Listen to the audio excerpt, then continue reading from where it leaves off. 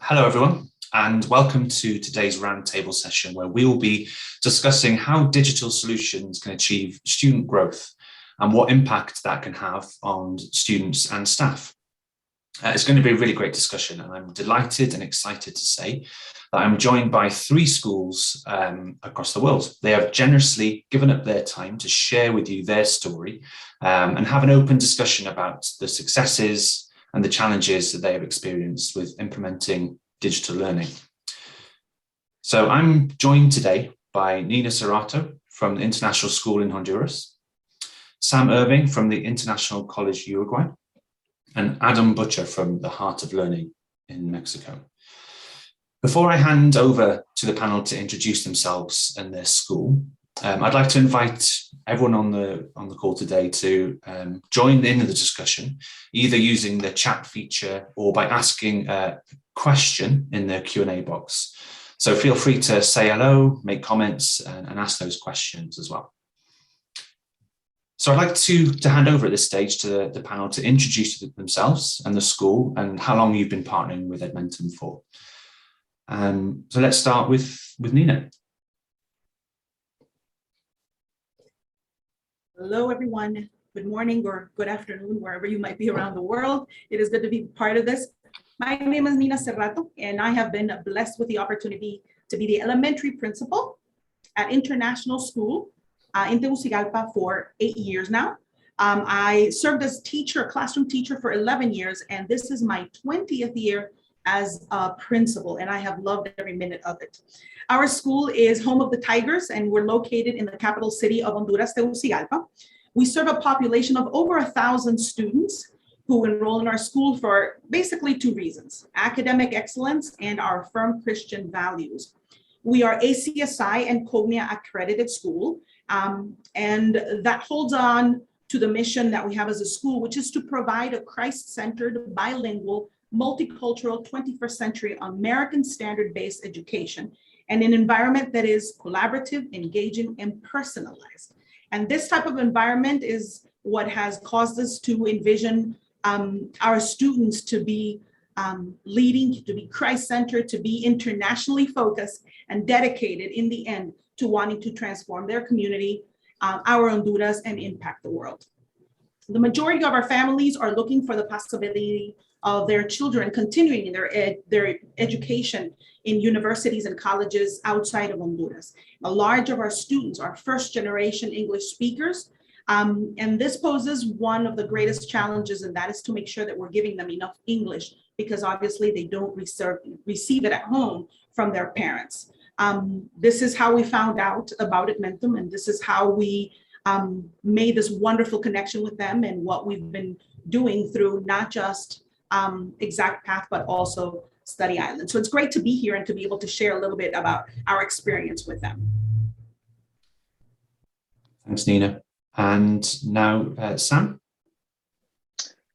Thank you, Gareth. And Pasitza, it's a privilege to be sharing the floor with Adam and Nina this afternoon or morning, depending on where you are in the world. I'm dialing in here from Uruguay, Punta del Este, which is kind of what we call the Golden Riviera of Latin America. My school is the International College Punta del Este, which is a relatively young school. It's a 5-year-old school. And in terms of student population, I'm the middle brother between Nina and Adam, because we have about 600 students, although that's rapidly growing. Very much like Nina, we have 26 different nationalities among our student population. 95% of our students are non-native speakers of English, which really in the first instance led us to explore adaptive diagnostic technology and software, and eventually, which I'll talk about a bit later, led us to Edmentum, which is a very happy partnership we've been in for the last 2 years since really the start of the academic year in 2020, and we've recently signed on for another 3 years. So at the moment we use Edmentum only in primary, grades 1 through to 6, but we're exploring expanding that in the future across our whole school, which runs all the way up to secondary 6. Thanks, Sam. And finally, Adam. Well, hi, everyone. Thank you very much. I'm really happy to be here and to share with the other schools that are participating. We're a very different situation here in Mexico. Just to give you a little bit of background, I worked in the UK in London schools as a head of art and consultant in the arts for over 20 years, and eventually made a move over to Mexico and very quickly started a small center, very small compared to the other schools, with maximum 20-25 students. And we wanted to, our priority was to ensure a safe and kind of nurturing and engaging experience for students who learn best in a non-traditional environment. So we thought about that really carefully, coming from, I suppose, the traditional Victorian model. We thought about that a lot in being able to start something totally new here. And we obviously made a connection with Edmentum pretty quickly, having worked with a lot of other programs, online programs such as Laurel Springs and many programs in the US. We found that Edmentum was, the team at Edmentum was really helpful for us and what we were doing, especially Calvert, which we work with the team very closely there. So what we really decided to do was to have children in a US curriculum from grade 1 right up to 12. And we, coming from I suppose, the British background in education, I came from a school where data and on progress was extremely important. And a lot of the schools here, private schools here, don't really focus on using that data properly. And I felt that it was super important, even though we were a very alternative center, to be well aware of not just the grades. Grades here are super important. You know, if you achieve a 10 or 9 consistently, apparently the school is doing a great job and, you know, everybody's happy. But that, as we know, is not the case. So we wanted to focus on the value added, on how we could measure the value added of each student. Our students are from all over the world, including quite a large percent from the Mexican community here. We have about 60% that are where English is a second or third language.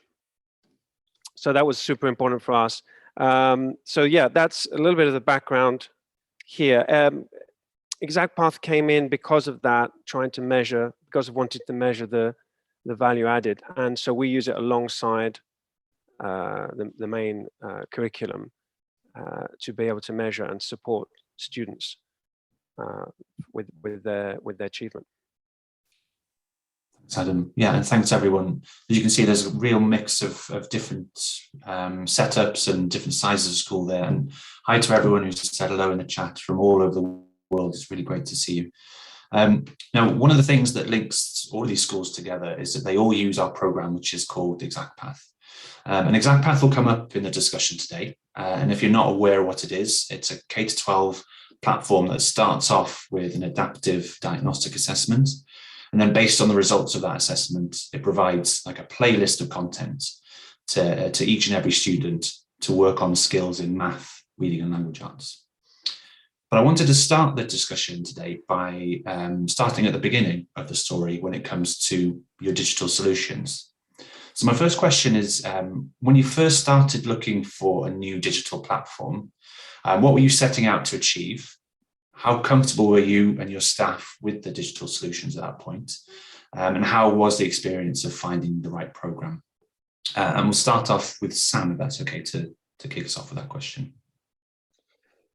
Yeah, fantastic. Thank you, Garrett. I want to say that the first thing, Edmentum for us was not the first adaptive diagnostic software that we had used. I'm not going to name the competitors that we used before, but we came from one very popular US-based company that was fantastic on paper. Had all the data we could possibly wish for as a team. but was in reality not engaged with well by the students.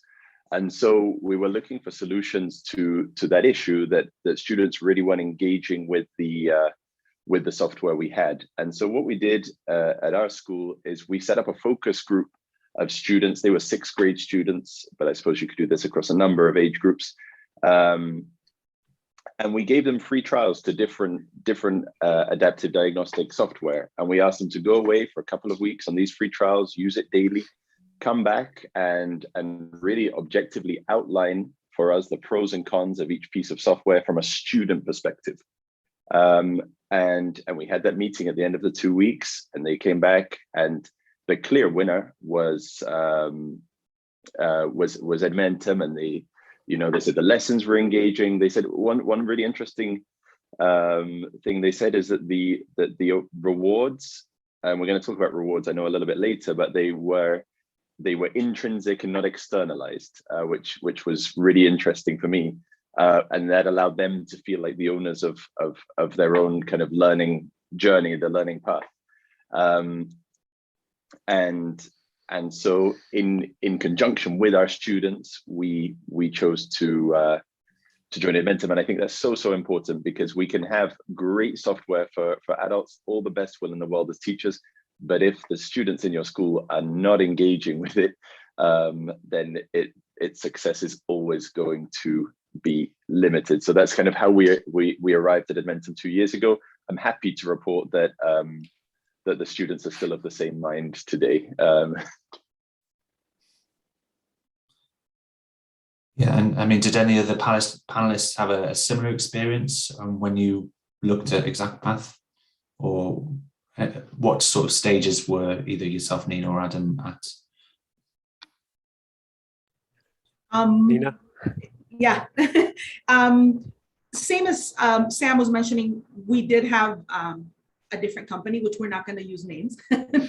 We used a different platform, and it wasn't giving us everything that we needed. And one of the things that we constantly came back to whenever the staff and I would talk about it is it gave us the opportunity to assign things to the kids, or it gave us the opportunity to assign things that went standard based, because we're in our case, we are standard based. We don't go necessarily by a textbook, we go by the standard. And so the teachers would find things that they could assign to the kids. But one of the things we found out about that particular platform that we had before was it tended to be very punitive. If I wish I could use another word, but that's the way it felt. It was like wrong, and it would send the kids back, and wrong.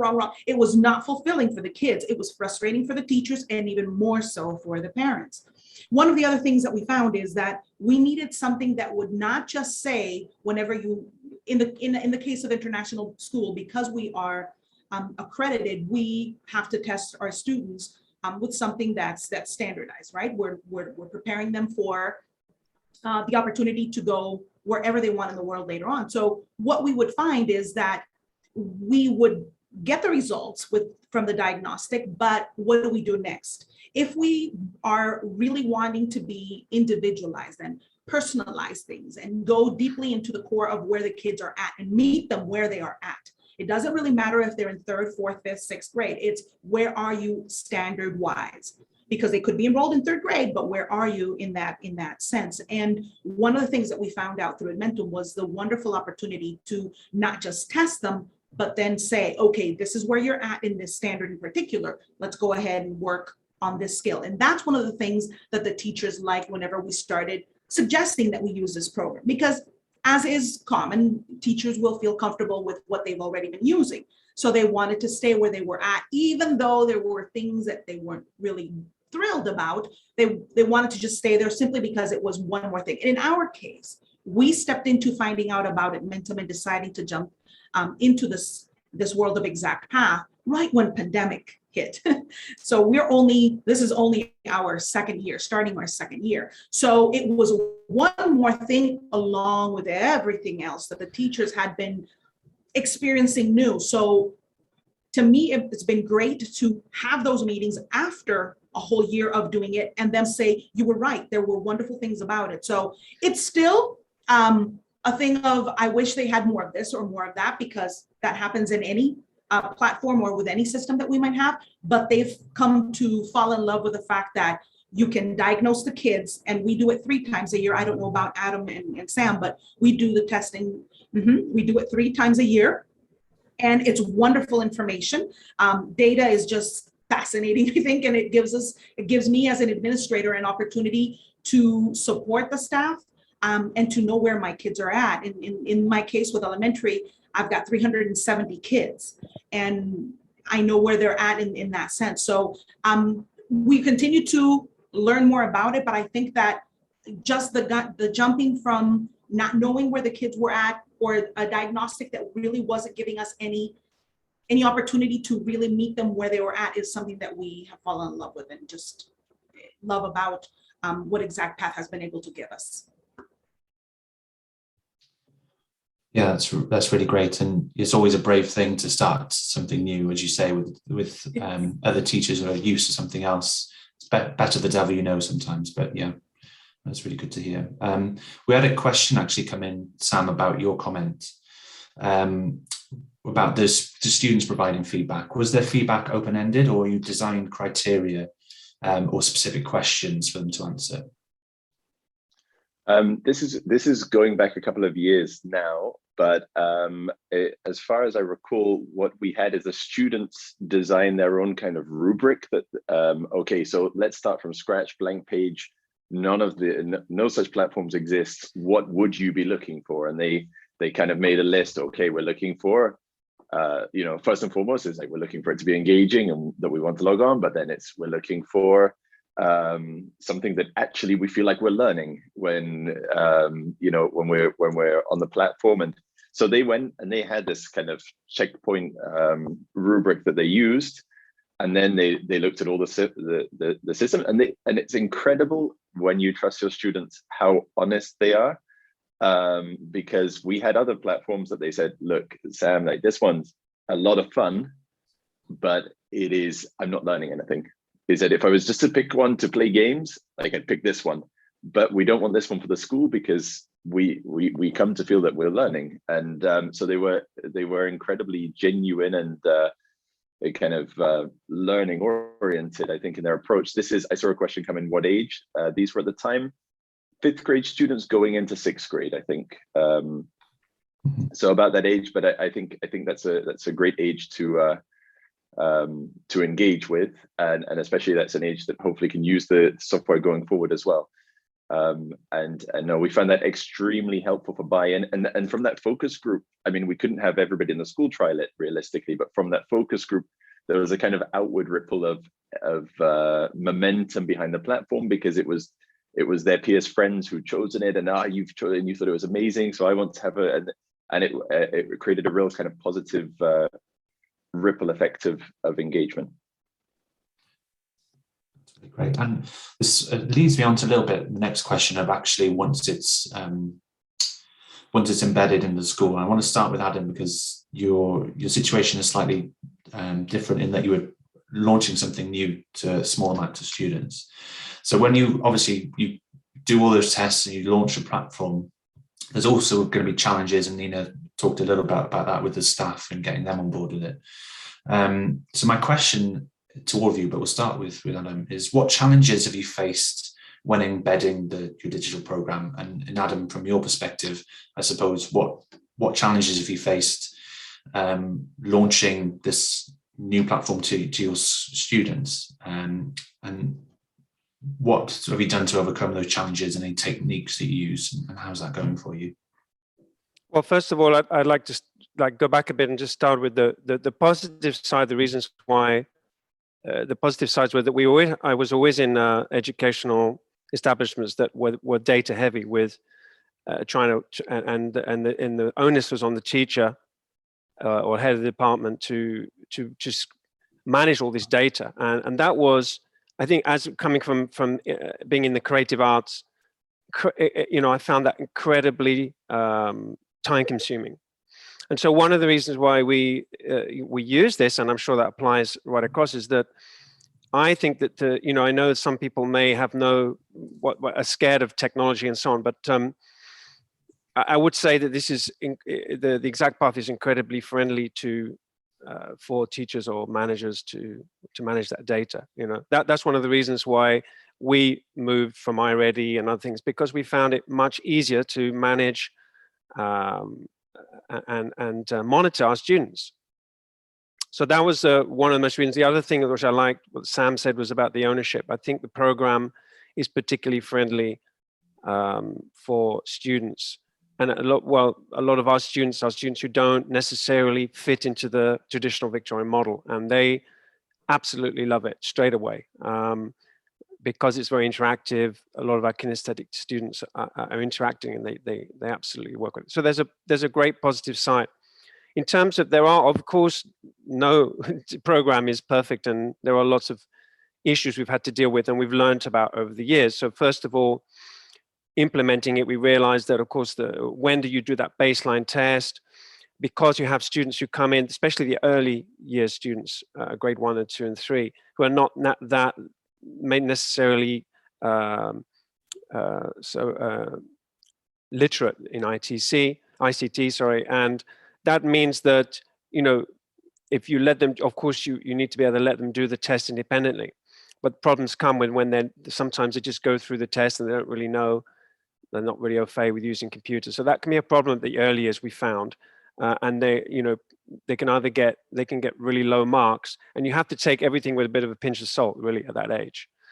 And that's why I like the fact that we'd also test 3 times a year, and really shouldn't really make any kind of firm judgments until the 3rd test, at least, and in some cases, a couple of years of movement. But it does give us that baseline test, and that's important. So what we did quite quickly was to, that's another thing, is making sure students, we use Exact Path to support the main curriculum. So our students do it on average 3 hours a week, so an hour in each discipline.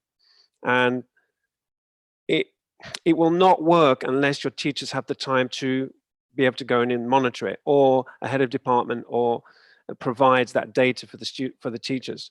It will not also work if you're not able to go in regularly each week and check how students are doing, because it's very, we found all sorts of issues. For instance, loopholes. The first year we did it, the first September, we measured how well the students were doing on it by monitoring how much time they spent. So we actually set a challenge. The great thing is with Exact Path, you can set these little challenges with rewards, and therefore you can monitor that right up to the second if they've done their 60 minutes in each area. And we were really happy because we found all the students were doing their 60 minutes, but what we found after 1 semester was that many students were just going in there and just hovering. They found a loophole, they found a way of doing it without actually getting trophies. So we very quickly realized that actually the thing is not the time, it's the amount of trophies they get. The trophies are super important because they relate to the actual hard work and the learning. And so, a lot of things like that were really important for us to work out. And the reward systems which we have in place, which you'll probably talk about later on, was super important too. But yeah, we do have a problem with this teachers having time to get in and monitor. That is time consuming. But honestly, a lot less than it used to be when everything was, we had to make our own data sheets and so on, because it's all there. I hope that answers your question. Yeah, absolutely. Sam, I know you raised your hand there. Yeah, I mean, I'm going to bounce off. I agree 110% with everything Adam was saying there, but it kind of made me remember a point that I wanted to raise today, which is that we have 4 testing periods a year with the diagnostic. That just so happens to line up very well with our academic year here. But some of what we found, kind of, this is our 2nd full year of Edmentum, let's say, and we found that some of the most rewarding conversations we've had with students have been actually sitting down, because the results are very, as long as you know how to filter them as a teacher and as a professional, the results are actually very student friendly and easy to interpret, and really show progress. And what we found is that there's a percentage of students that the trophies, that the like leaderboards, we've had certificates, it works for them.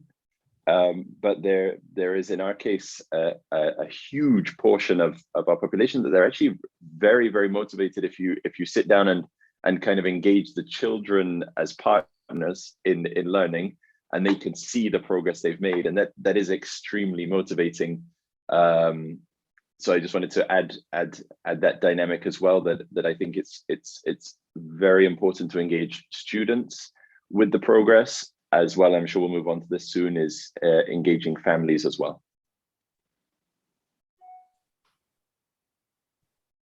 Nina. I want to mention that I think that one of the wonderful things, the many wonderful things that we found with ExactPath is definitely a little bit of what Sam was mentioning and Adam, is the growth part. That there's always something that you can celebrate with the kids, even that child who is still not quite where we would dream for that child to be. You can always have that conversation about, but you're growing. Look how much you've grown.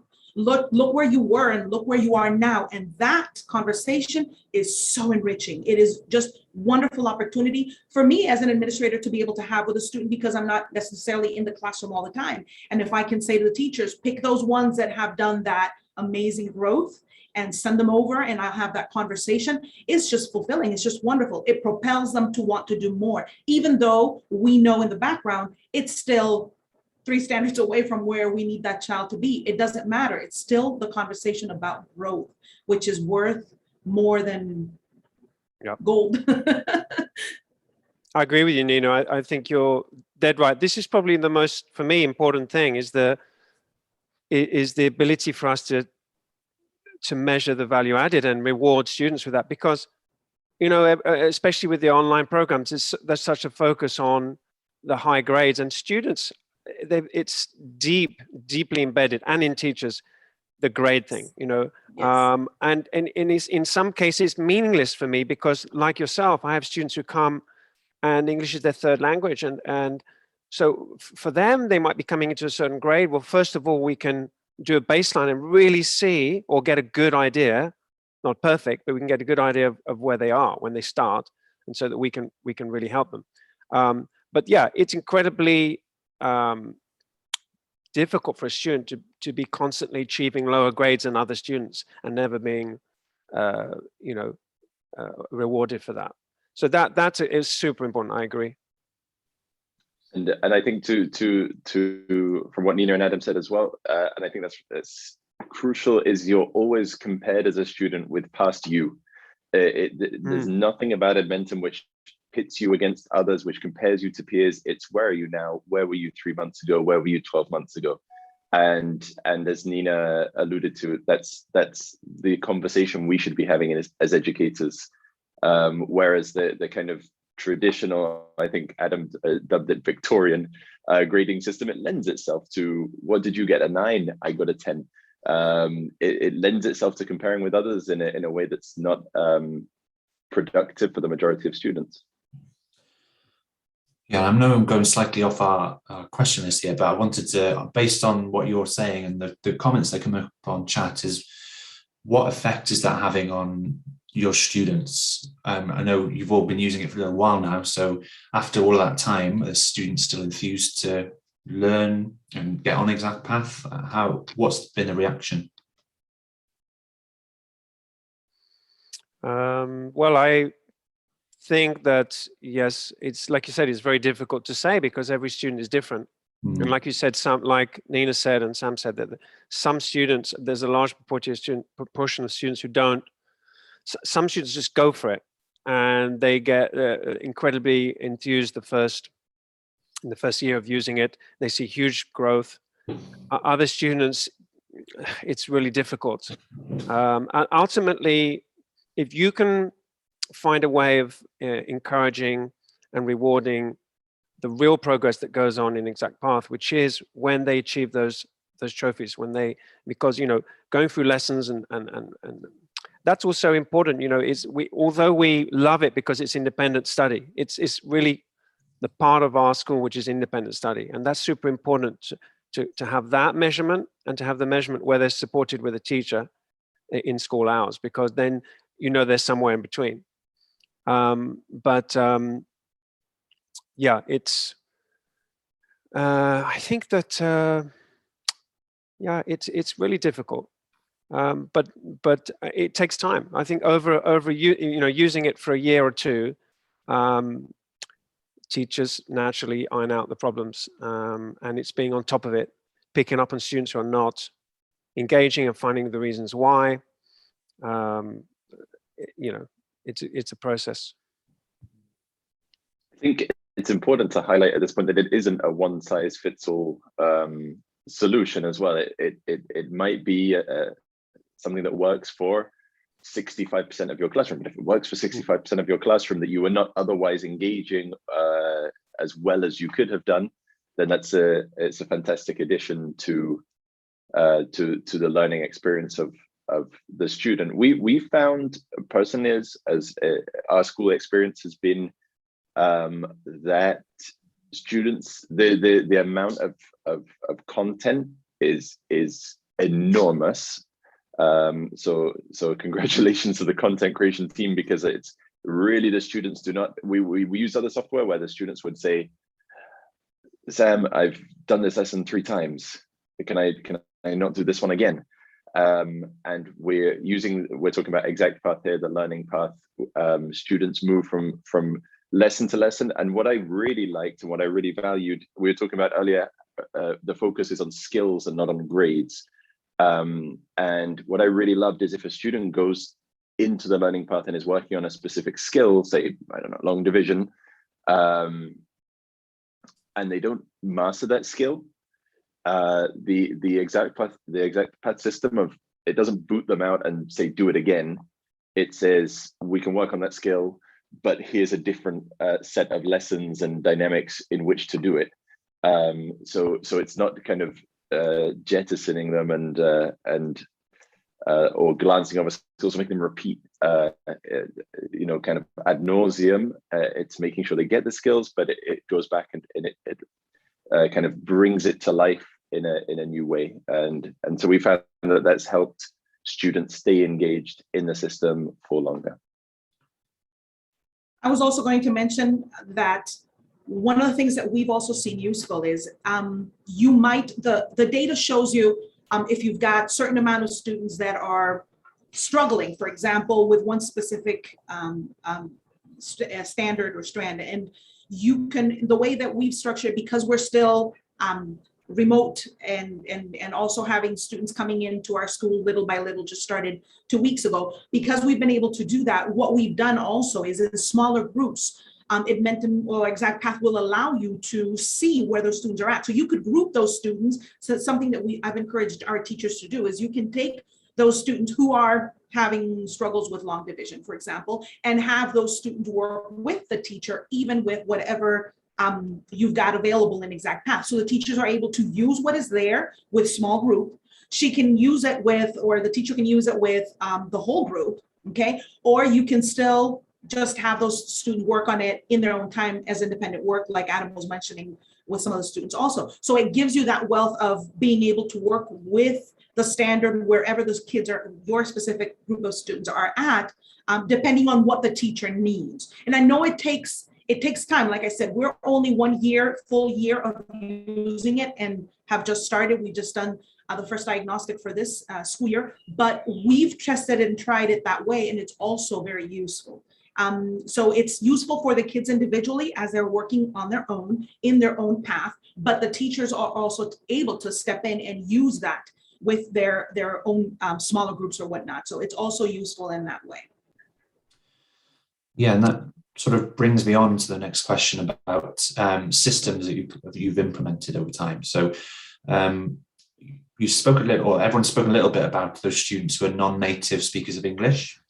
So what percentage, and we'll start with you, Nina, if that's okay, what percentage of your students are non-native speakers of English, and what systems have you put in place, and it might not be Exact Path, to support those students with low English proficiency?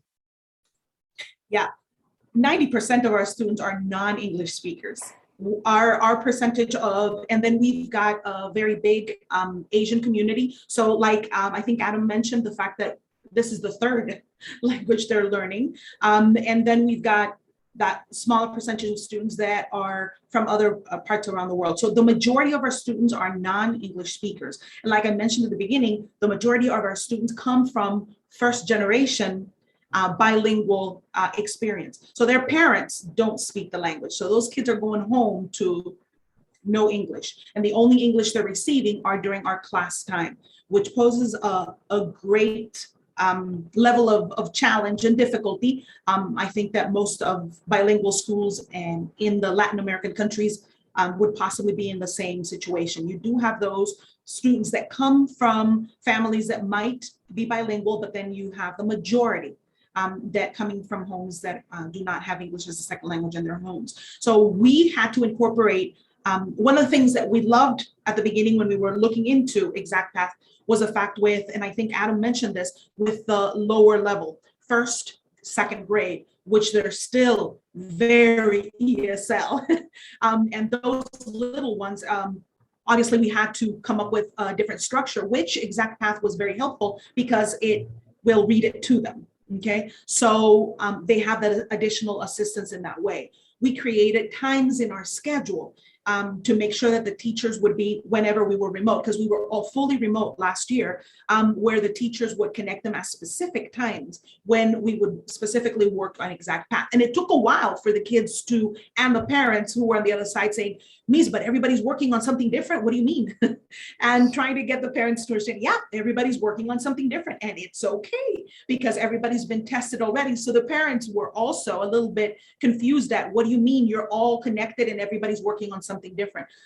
So it's taken a while to get the parents to also understand how that works, but creating those spaces where the kids would log on to synchronous class, but they would still be working on their individual work was great. And what is wonderful is that the teachers can also from their end see what progress there's been. We also embedded it into part of our assessment for the quarter. So the kids know it's that important. It's so important that you have to make sure that you're catching up with the times that have been assigned in order to work on it and see the progress. We've also incorporated, like I mentioned a little earlier, the fact that the teachers can use those specific standards that the kids might be having difficulties with and group them in smaller groups. And also work on those specific standards and strands. And it's been wonderful to be able to do that. We've seen the progress in just 1 year. I think I'd love, Gareth, if I have time to bounce off what Nina was saying. In terms of we're about 95% non-native English speakers in our school. And one of the ways we use it is inside the classroom, using it as a kind of a station that allows kids to work very independently, which then allows either the teacher or the teaching assistant to then work with another small group who really needs some more personalized and tailored help. So we see through Edmentum, okay, this group of 5 kids need a lot of help in sentence structure or whatever aspect it could be.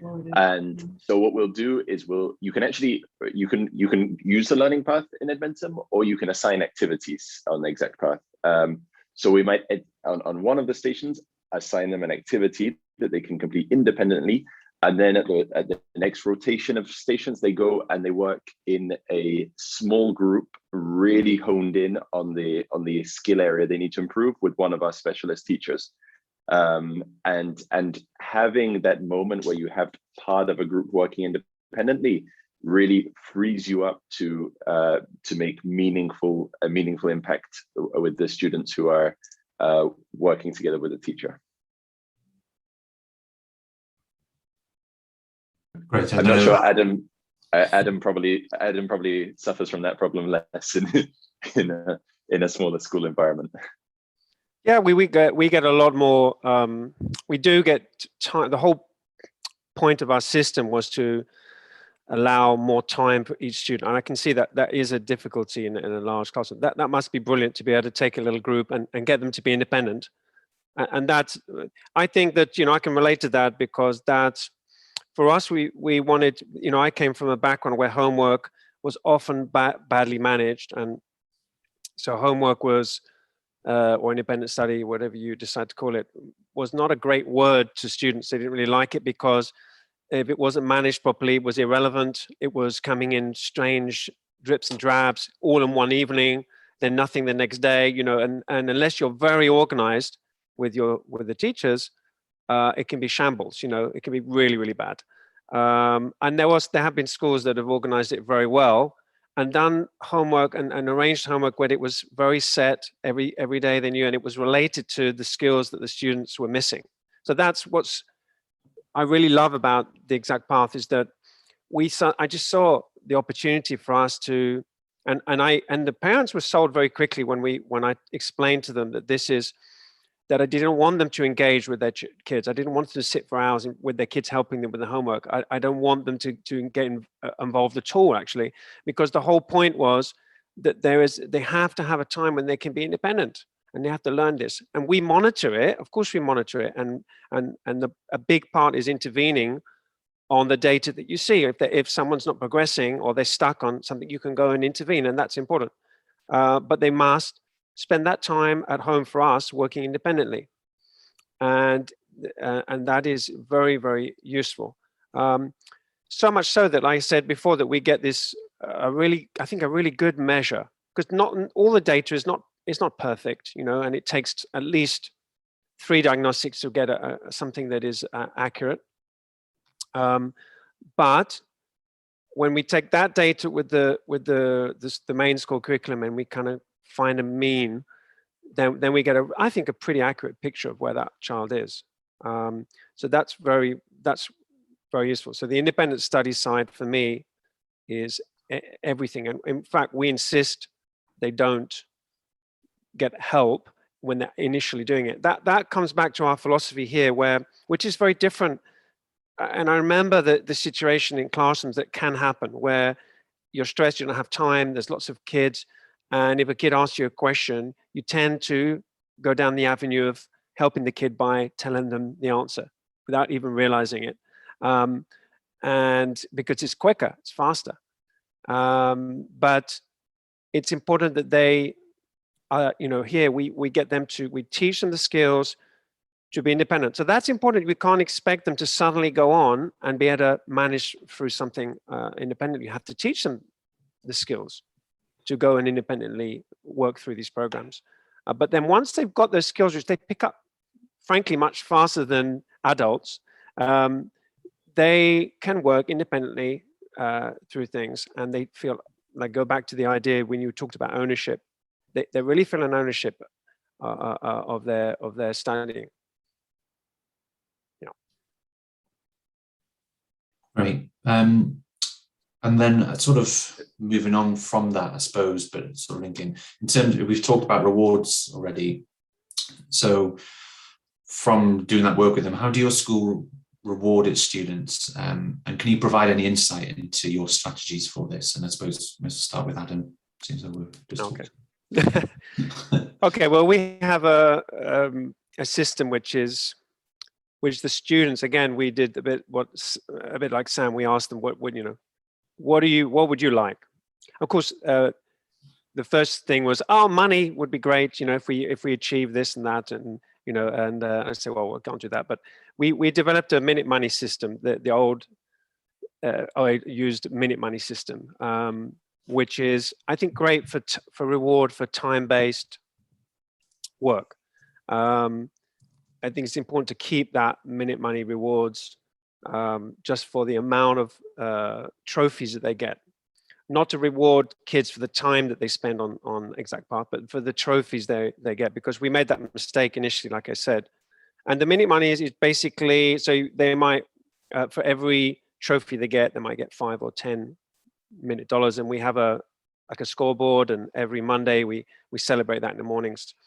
And we have someone who's at the top of the scoreboard in terms of the amount of trophies they have. And every time we have a diagnostic, we celebrate those people who've made the most improvement through giving them minute money, which they can use in various ways. One of the ways our students like to use the minute money is to use those, say, $10 minute dollars they save them up. And of course, you've got a kind of numeracy and kind of financial literacy happening there as well. So they love that. And they hoard their money and gather it up for times when they can use it to get time back within the curriculum. And our older students use it to agree with parents. They take times off. They can actually take times off, like at the end of a semester. Our younger students use it to get little prizes, and also to take time out in the day. And we have a system where they have specific times that once they've worked well, they can use their money to go off and read or draw or go back into creative activities, and that's really useful. So we have lots of strategies, but that's our main system. And again, focusing on rewarding the trophies, because that's where all the hard work actually happens. I saw Sam, you were dying to answer this question, so I'm going to come to you.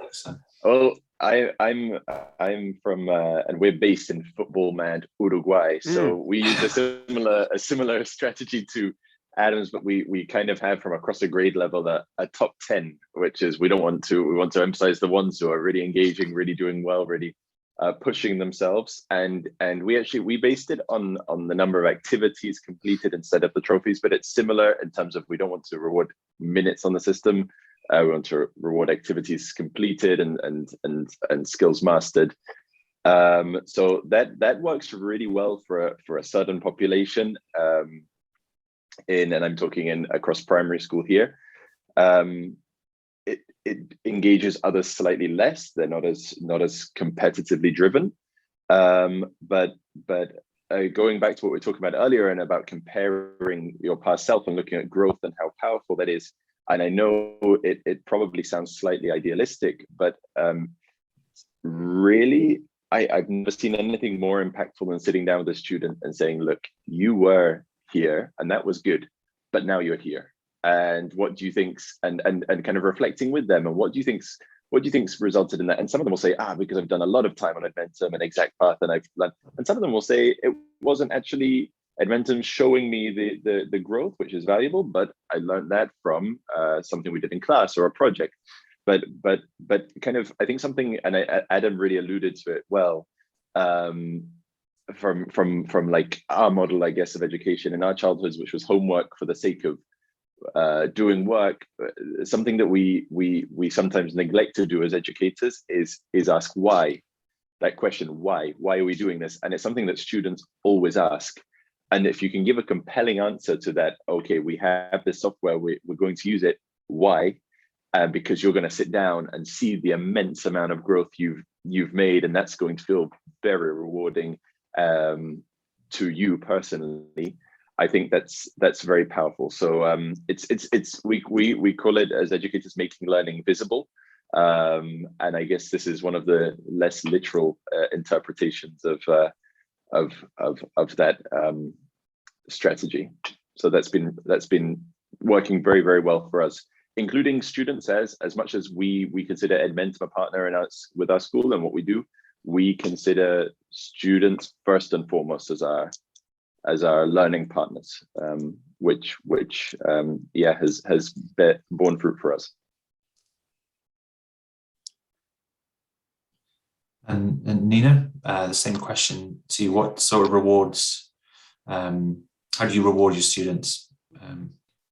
I think that one of the most important things that we need to remember as we're creating whatever school is creating as a rewarding system, that it becomes something embedded into the core values of your school. And we have something that we call the Totally Awesome Tigers, where you're the IST Tigers. And so what we've done is embedded it into that. So it's your responsibility is embedded into that, your enthusiasm, your positivity, whatever it is that we are working on, community or respect or whatever it might be during that month, your core values as a school, and you embed it into that and say, we work on our exact path because we are being responsible with my own education, because I want to be better than I was yesterday, because this is an opportunity for me to learn more and henceforth be able to do things better. Okay, like Sam was mentioning, he was mentioning the fact it's important that we do that reflection time with them. So I think embedding into whatever core values your school has will be wonderful. We have it, it's called Totally Awesome Tigers, or TAT is what we call it, and it's wonderful. Since it's based on growth, I think it's important that as administrators, we become part of it. So we've got the Principals Award, and it could be your top 5, your top 10, or even if you want to focus on those that have been struggling the most, and there's been growth in them. They might not be your top 10, but that it might be that student that was not progressing in the first diagnosis, and you've seen progress now. Celebrate that and reward that. I think that's one of the important things that ExactPath allows us to do, is that we can decide where we want to celebrate and how we want to celebrate, because there will be progress in all of them. And those that are struggling with the progress, you're still able to celebrate them. So I think it's important for you to embed it into whatever your core values might be for your school, and call it whatever your school might need it. In our case, Totally Awesome Tigers, to also, as administrators, become a part of the celebration with the students. The teachers do it all the time because they're in direct contact with the students, and we'll have those in-depth conversations with them. But as administrators, I think it's important that we also participate. And the wonderful thing is that ExactPath provides the information, provides the data that we can go ahead and celebrate that growth. That's great. I love that. And all of you talk in different ways about, as you say, embedding ExactPath into what you do. So it's not just a system that's there, but it's actually there to help you embed it into the school. The time's flying by. I've only got a few minutes left, but I've got 2 questions, one from the audience, and I've got one more I want to ask myself. So the one from the audience, I don't know who would like to cover it, but how does ExactPath tie in with live teaching? Do you use it during lessons or mostly for independent study? I think that'd be a valuable question to answer, whoever would like to take it. Well, I would just quickly say that we use it, as I said before, as a homework, really, but we call it independent study. So they have to do a certain amount, and that varies depending on the child. A lot of our children who really come in with English as a third language and need more, we set them more, a week independently.